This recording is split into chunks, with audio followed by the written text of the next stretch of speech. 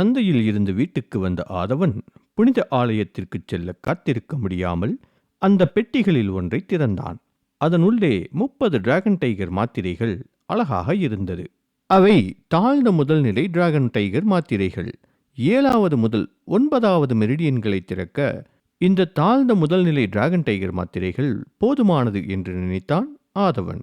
அந்த 3 தெய்வீக மெரிடியன்களை திறக்க சாதாரண முதல்நிலை டிராகன் டைகர் மாத்திரைகளை பயன்படுத்த வேண்டும் என்று நினைத்தான். ஆதவன் அதிலிருந்து ஒரு மாத்திரையை எடுத்து வாயில் போட்டுக்கொண்டான். அவன் அந்த மாத்திரையை சாப்பிட்ட பிறகு அவனுக்கு சிவப்பான மங்கலான ஒளி தெரிந்தது. அவன் தனது முதுகெலும்பில் எரியும் உணர்வை உணர்ந்தான். அது அதிவேகமாக ஒரு சுழலாக மாறியது. பின்பு அந்த சுழல் அவனது டிராகன் டைகர் மாத்திரையின் தன்மையை முழுமையாக உறிஞ்சியது. பின்பு அவனது முதுகெலும்பில் தூய ஆற்றல் அலைகளாக வருவதை அவன் உணர்ந்தான். என்ன ஆனது என் இரத்த மெரிடியனுக்கு? இவ்வளவு பயமுறுத்தும் வேகத்தில் மாத்திரைகள் வேலை செய்ய வைக்கிறதே என்று நினைத்த ஆதவன் தனது மனதை ஒரு நிலைப்படுத்தினான். அதன் பின் ஆதவன் தனக்குள் துடிக்கும் ஆற்றலை கட்டுப்படுத்தி அதை தனது திறந்த மெரிடியன்களுடன் சேர்த்து ஆன்ம சக்திகளை ஒன்று திரட்டி பின்பு அந்த சக்திகளை ஒரு டிராகன் போன்ற நீரோடை அமைப்பாக உருவாக்கி அதை தன் 7வது மெரிடியனை நோக்கி செலுத்தினான். அந்த டிராகன் வடிவலான ஆன்ம சக்தி கூர்மையாகவும் அதே சமயம் வலிமையானதாகவும் இருந்தது. அவன் அந்த சக்திகளை அனுப்பியதில் 7வது மெரிடியனில் ஒரு அக்குப்பஞ்சர் புள்ளி திறந்தது. அதன் பின்பு அங்கு ஒரு தங்கு தடையற்ற சக்திகள் பாய்ந்து பெரிய அக்குப்பஞ்சர் புள்ளிகள் திறந்தன. அவனது ஆன்ம சக்திகள் குறையும் போது ஆதவன் ஒரு டிராகன் டைகர் மாத்திரையை எடுத்துக்கொள்வான்.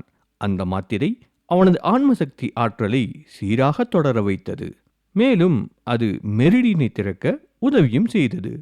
7வது முதல் 9வது வரை இருக்கும் மெரிடியன்கள் வான மெரிடியன்கள் என அழைக்கப்படுகிறது. அதை திறப்பது என்பது மற்ற மெரிடியன்களைப் போல் அல்லாது கொஞ்சம் கடினமாகவே இருக்கும். அடுத்து வந்த 2 நாட்களில் ஆதவன் 24 டிராகன் டைகர் மாத்திரைகளை தொடர்ந்து விழுங்கினான். அந்த இறுதி 3 வான மெரிடியன்களையும் திறந்து விட்டான். இப்போது ஆதவனின் சாகுபடி புதிய உச்சத்திற்கு வந்து நின்றது. இப்போது ஆதவன் அதிகப்படியான ஆன்ம சக்திகளை ஒன்று திரட்டி அதை இணைத்து சிங்க ராஜ்யத்தை உடைக்க வேண்டும். அதுதான் பொதுவான நடைமுறை. ஆனால் ஆதவன் அவ்வாறு செய்யவில்லை. அவன் 3 தெய்வீக நடுக்கோடுகளை இலக்காக வைத்தான். அதை திறந்த பின்பு அவன் சிங்க ராஜ்யத்தை உடைக்க வேண்டும் என்றும் நினைத்தான். தெய்வீக நடுக்கோடுகளை திறப்பது என்பது அவ்வளவு எளிதான காரியம் அல்ல. அது சாத்தியமில்லாத ஒன்று என்று கூட கூறலாம். அதனால் ஆதவன் அந்த தெய்வீக நடுக்கோடுகளை திறக்க அவசரப்படவில்லை. ஆனால் மீதமுள்ள 6 தாழ்ந்த நிலை டிராகன் டைகர் மாத்திரைகளை உட்கொண்டு அவன் தன் ஆன்ம சக்திகளை அதிகரித்தான். ஆதவனிற்குள் உள்ள ஆன்ம சக்திகள் அதிகமாக உருவெடுத்தது.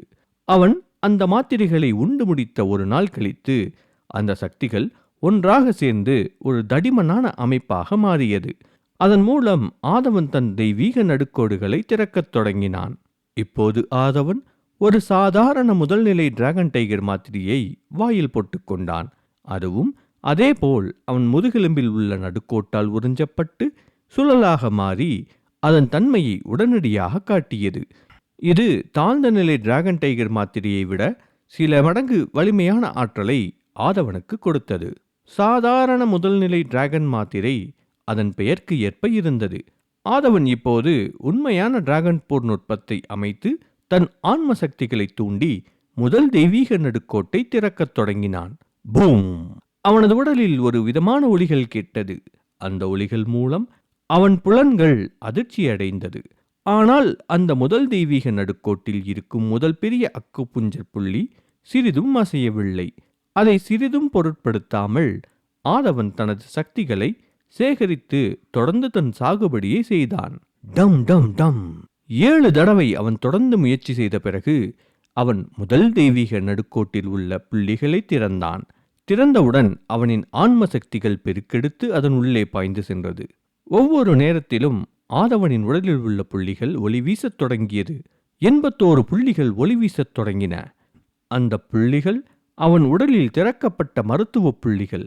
அடுத்து அவனின் 82வது புள்ளி ஒளி வீசத் தொடங்கியது. அது மற்ற புள்ளிகளைக் காட்டிலும் அதிகமாக பிரகாசித்தது. ஒரே ஒரு பெரிய புள்ளிதான் திறக்கப்பட்டது. ஆனால் எனக்கும் இருக்கும் ஆன்ம சக்திகள் கணிசமாக ஏறி உள்ளதே என தனக்குத்தானே நினைத்த ஆதவன், சரி, தொடர்ந்து செய்வோம் என நினைத்து அந்த திறப்பை தொடர்ந்தான். இருப்பினும் அந்த தெய்வீக நடுக்கோட்டை திறக்க அவனுக்கு இன்னும் ஆற்றல் மிக அதிகமாக தேவைப்பட்டது.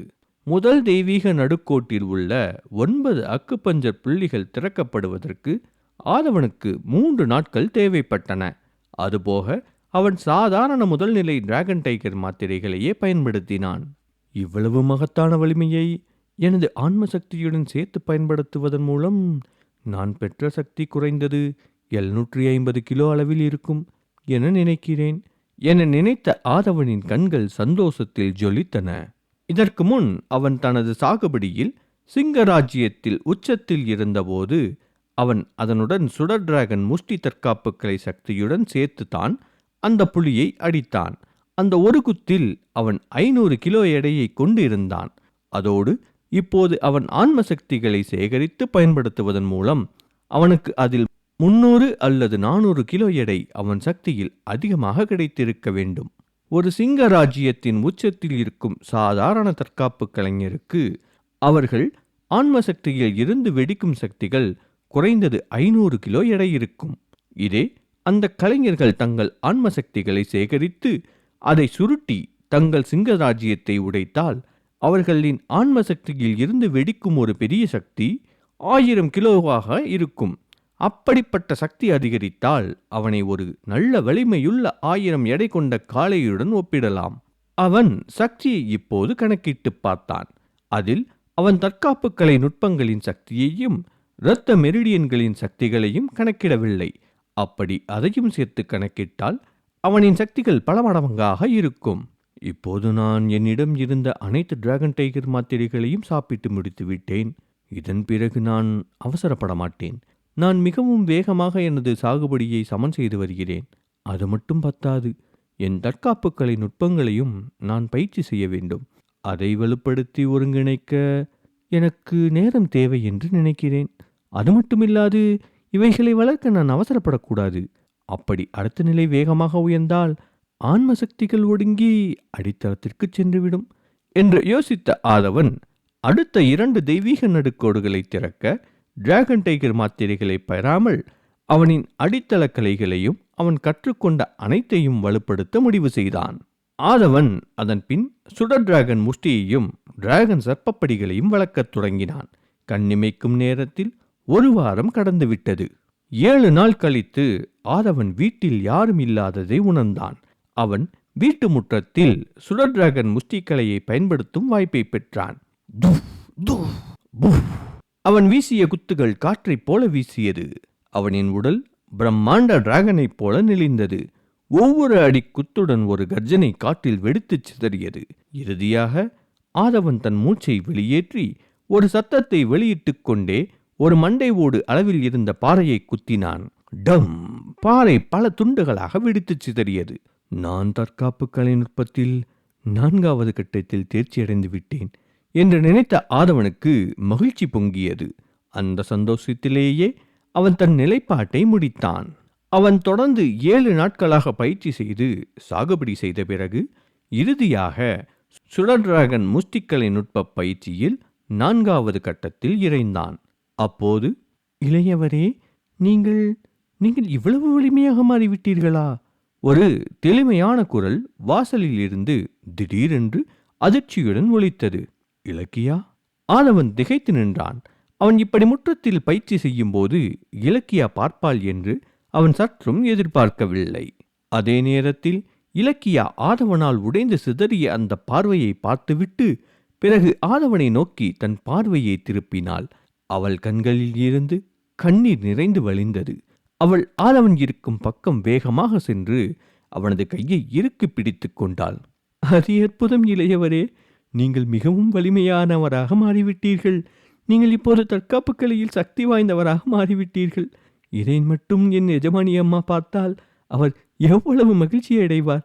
இதை என்னால் கற்பனை கூட செய்து பார்க்க முடியவில்லை என்று கூறிய இலக்கியாவின் கண்களில் இருந்து கண்ணீர் வந்து அவள் கன்னங்களை தொட்டது. இலக்கியா பார்க்க மெலிந்த தேகத்துடன் இருந்தாலும் அவள் ஒரு அழகுதான். அவள் அழுவது கூட ஒரு விதமான அழகாக இருந்தது. இலக்கியாவின் கன்னங்களில் இருந்த கண்ணீரை துடைக்க தன் கைகளை நீட்டி பேசத் தொடங்கினான் ஆதவன். இலக்கியா, நான் செய்த சாகுபடி எனக்கு பலனளித்தது. அதற்காக நீ மகிழ்ச்சியாக அல்லவா இருக்க வேண்டும்? ஏன் இப்போது அழுகிறாய் என்று ஆதவன் மென்மையான இதயத்தோடு கேட்டான். இளையவரே, இது ஆனந்த கண்ணீர். நான் தங்களை நினைத்து மகிழ்ச்சியடைகிறேன் என்று கூறிய இலக்கியா அவளுடைய 2 கைகளும் ஆதவனின் கையை எவ்வாறு இறுக்கமாக பிடித்திருக்கிறது என்று இப்போதுதான் பார்த்தாள். அவன் உள்ளங்கையில் இருந்து அரவணைப்பை உணர்ந்தாள். அவள் இதயம் வேகமாக துடிப்பதை தடுக்க அவள் சிவந்த முகத்துடன் சில அடிகள் பின்னே நோக்கி நகர்ந்தாள்.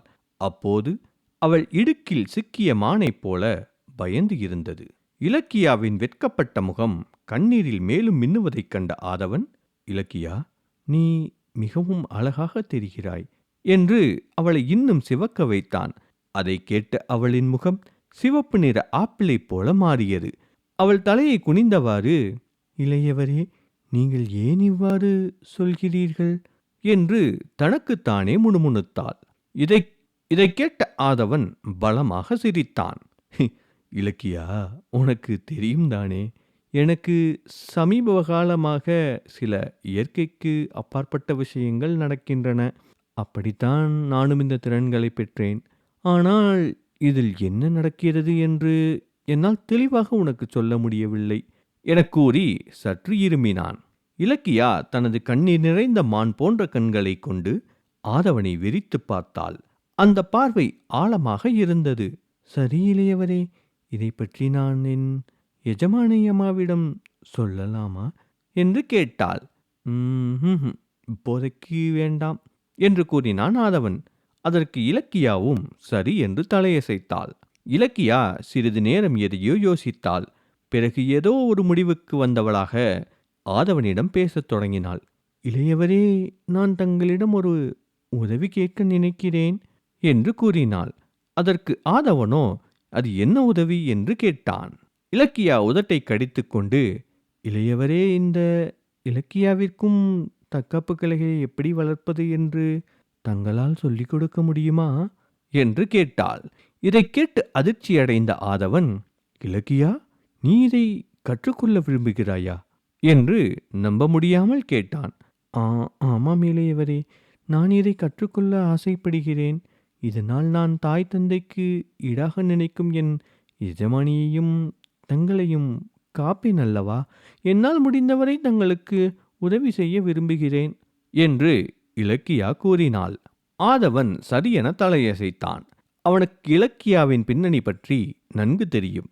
அவளின் பெற்றோர்கள் சித்தூர் கிராமத்தில் அவர்கள் மோசமான சூழ்நிலையில் வாழ்ந்தபோது கூட அவளை தத்தெடுத்து வளர்த்தனர்.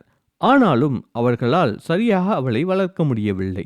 வறுமை காரணமாக அவளை 8 வயதில் சக்கரவர்த்தி குடும்பத்திற்கு பணிப்பெண்ணாக விற்கப்பட்டாள்.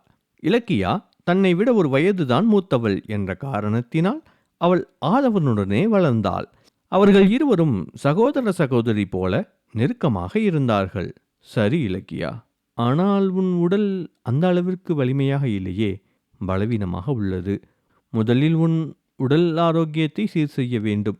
அதற்கு உனக்கு தேவையான மாத்திரைகளை வாங்க வேண்டும். அதன் பின்பு உன் மெரிடியன்களை எழுப்ப முயற்சி செய்வோம் என்று ஆதவன் புன்னகையுடன் உறுதியாக கூறினான். நீங்கள் ஒப்புக்கொண்டீர்கள் அல்லவா என்று சந்தோஷத்தில் துள்ளினாள் இலக்கியா. அவள் முகம் இன்னும் சிவந்தே இருந்தது. இலக்கியா, நான் வெளியே செல்லலாம் என்று நினைத்திருக்கேன். சில பொருட்களை வாங்க வேண்டும். நாம் இருவரும் சேர்ந்து போகலாமா? அப்படியே உனக்கும் சில ஆரோக்கியம் தரும் மாத்திரைகளை வாங்கி வரலாம் எனக் கூறி ஆதவன் சிரித்தான். ஆதவனும் இலக்கியாவும் சந்தையில் சந்திக்கப் போகும் சங்கடங்கள் என்ன என்பதனை தெரிந்து கொள்ள தொடர்ந்து கேளுங்கள் அசுரன், உங்கள் ராஜன் லியான் யூடியூப் சேனலில் மட்டுமே.